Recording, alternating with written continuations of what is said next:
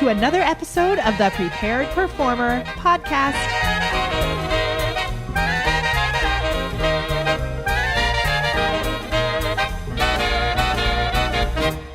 Oh my gosh, we're doing a super impromptu little video interview with Tatiana. This is a student spotlight that I'm so excited to be doing right now, freaking out. So Tatiana just got some really amazing news today. Do you want to tell us about your news? Yeah. Today I got a call from Anthony Boyer from DDO, and they want to represent me, and they are a theatrical agency, and I am really excited about it. So yeah. So awesome. Okay, so I just want to talk about, I have a couple of questions for you just in general that I would love you to answer. So first of all, Tatiana is somebody who definitely puts it out there and works her booty off. So for the past year, she's been booking a lot of work already, which is really awesome. And you know how proud I am of you. Yes. Do you care if I say how old you are? Oh, no, go ahead. Okay, so she's 18 and graduated from Brea Linda last year, right? Yeah, last June. Right? Okay, so awesome. So almost a year out of high school. And I remember with you, it was like you were a little unsure about what to do school-wise, right? I remember talking when Tim Hughes, who was one of our guests at the Vocal Jam and also did a masterclass for us, he was in Chaplin on Broadway and has done loads of work all over the place. Yeah, he's amazing. And I remember talking to him a lot about it as well. So tell us a little bit about how you made the decision school-wise. I didn't know if I wanted to go straight into school or if I wanted to start auditioning or what exactly I wanted to do. And so I made this decision that to go to Fullerton College to study in their musical theater department because I had worked with them before through the SRO program, and I really enjoyed it. And I met with the director, Tim Espinosa, who's the head of musical theater there, and he was really interested in having me participate in their musical theater program, and I was really interested in being part of the musical theater program and just getting training there. And I felt like it was a good fit for me because I didn't feel like it was my time yet to go to a 4-year to get a BFA in musical theater yet, because I wanted to be training but also able to do shows and work as well. So that is one thing that I think has been really cool with you, is that you've still been able to audition for things outside of school.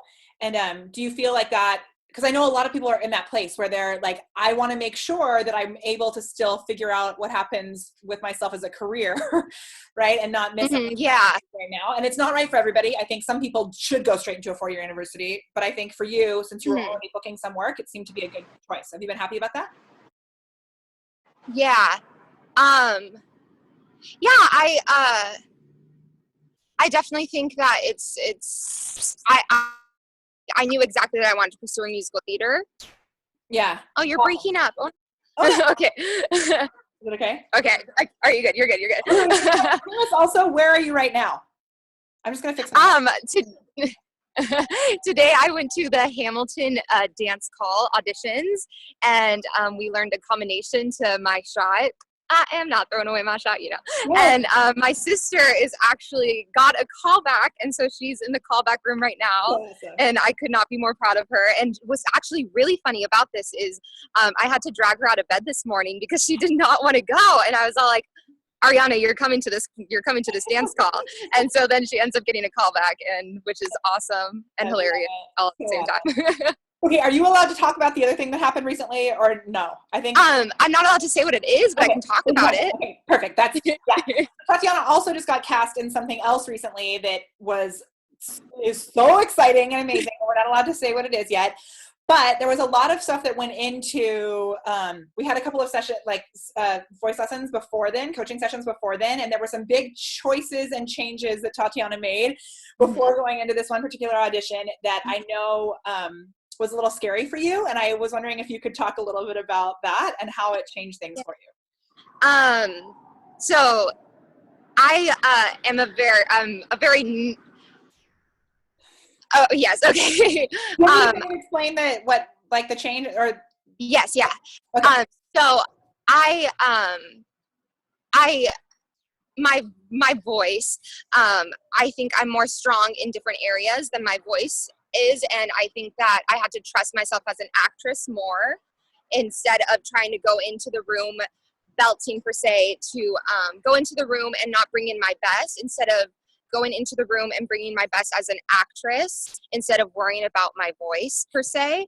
And so I went into the room and I really thought about what this. Let's go back a little bit. So like a lot of stuff that we talked about was Tatiana has a beautiful voice, but she was feeling a little insecure about some aspects of her voice and feeling like she needed to be stronger in other vocal qualities in order to be able to compete with everybody else. And what we really talked about was, if you take her like superpowers as a performer, she's an amazing, ridiculously amazing actress. And she has an awesome mix and voice that's beautiful to go with it, right?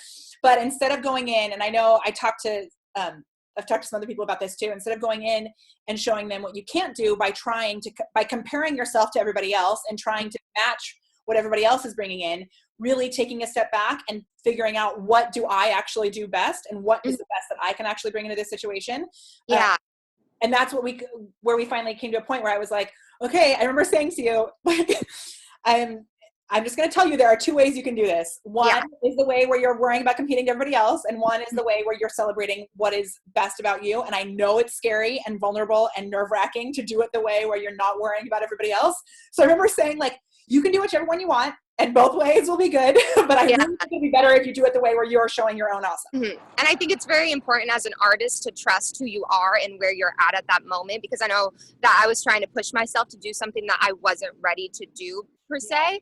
And I think to trust myself and to not compare myself to others and be happy to where I am right now is just very important in this as an artist. There's another quote that I've heard business-wise, but I think it makes so much sense as an artist too, that is, don't compare your start to or your middle to somebody else's finish, or don't compare your start to somebody else's middle.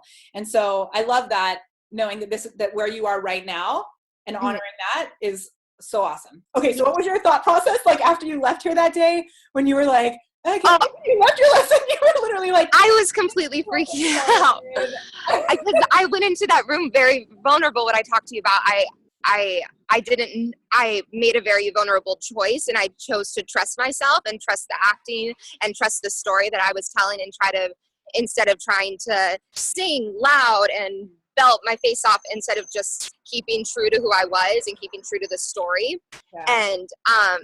And so after I walked out of that room, I was freaking out because I was like, oh, I just made a really risky, bold choice. And, you hear that all the time in class, like, make bold choices, take risks, yada, yada. And but when you actually have to do it, it's the most nerve-wracking thing ever. And the fact that I think sometimes when you think make a bold choice, it's like, do something like that. But really what we're doing was like this. Like less, it was very much less is more. Yeah. So, and so I couldn't really read the table when I walked out of the room. I was like, I don't know. I don't really know what happened. I don't know if that was like callback material or whatnot. And then the day after, I got an email saying that I got a callback for like the biggest role in the show. And I saw myself as maybe every other role except for that role. And so I was freaking out, absolutely freaking out. I messaged you and was like, ah! So then for the callback, I went in and just made sure that I just kept myself very mature and very trusted myself and trusted my acting, and didn't try to be someone else, and just tried to be myself. Which, for some crazy reason, is like the hardest thing to do. Yeah, you would think it'd be so easy, but it's like actually the hardest and most vulnerable thing. Yeah. And then I got cast. Yes. Yeah. And then I was literally, so as she texted me that she had gotten it, I was walking into the gym and I like looked at my phone because it buzzed, and then I stood there for a minute. I looked at them in the front little check-in area, and I was like, and I totally started crying, and then I like turned and walked straight out of the gym. So they probably thought somebody had died. I don't know. And then I was like, and we talked about it, but yeah, just so awesome, and such a really great testament to doing the things that are scary, and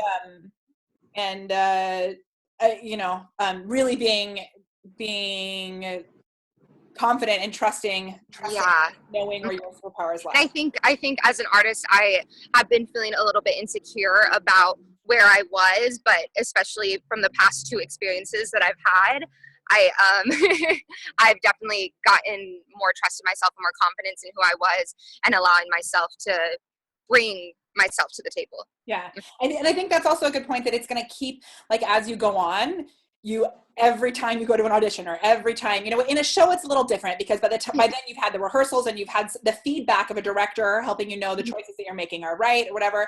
But every time that you do a new solo concert, or you do an audition and stuff like that, you have to recheck that, like, am I honoring where I'm, what's true for me right now? And am I pushing? Am I, trusting myself? Am I trying to be what I think they need from me, as opposed to going in what I know that I can do? Yeah, for sure. So awesome. Amazing. Okay, yay. You're so great. I'm so happy. So eventually, like, after I share this video somewhere down the line, I'll post a link to your show that's coming up. Yes. I'm so excited. I'm so excited. I'm starting rehearsal soon. Yeah. It's so cool.